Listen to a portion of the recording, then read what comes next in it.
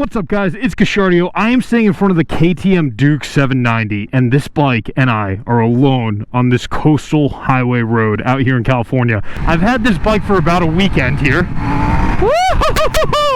That's higher than I lift on my Super Duke there because I'm just scared of it. And I have gotten to know this thing, and I'm just going to tell you right off the bat, man, this bike is the most approachable and fun mid-weight naked bike I have ever been on. It's got all of the components. It's got the power, it's got the handling, it's got the brakes, all of those, yes. But at the same time, the thing that just makes it seem so easy and fun to ride is the insane lightness of this thing. I mean, I am effortlessly just tipping this left and right into corners here, and it really does not care what I want to do on it. It complies perfectly. Oh God.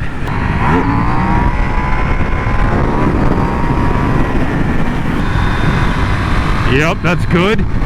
Alrighty, now this is where the lightness comes in. This corner on a bigger bike is tough, but on this bike, look at it, it's just effortless to tilt in. And look at these quick little switchbacks here. Not quite switchbacks, but oh God almighty, this thing is good. This thing is great. From a sport riding perspective, the handling and the riding position and the lightness is game changing.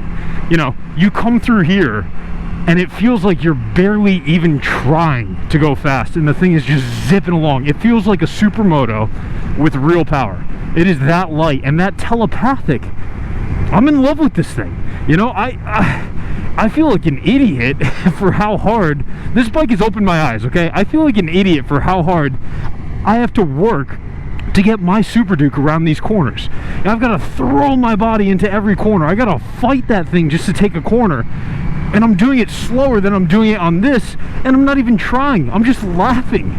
So this is just truly an amazing package of fun. All right, so let's use it as a great segue to jump into some formal scoring here. From a fit, finish, and quality perspective, the Duke 790 feels well made, and even though it has some of the standard KTM plastic, it gets an 8 out of 10 in this category. From a features and equipment perspective, the bike comes standard with traction control, anti-wheelie mode, up and down auto shifting, and many other good electronic features, but it lacks certain tires and suspension. Overall in this category, we're going 8.5 out of 10. Flexibility is awesome on this bike. It really does feel like a bike that you could live with every day, commute through the city, and then go have a nice rip on a back twisty road.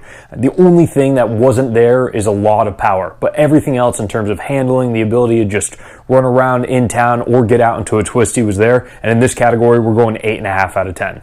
Price point at $10,500 makes this bike feel like a ton of great value for how much performance and versatility it can give you. Price is fixed against a fixed scale at $40,000, and in this category, because it's so cheap for how much performance it gives, it gets a 7.4 out of 10. Fun to ride factor is huge on this bike. As you guys saw in the video, I had a blast riding it, and the only way it could go any higher is if this bike had more power, a little bit more braking capability, and a little bit of a stiffer suspension. But overall, 9 out of 10 in this category. That's quite a good score, and it definitely deserves it.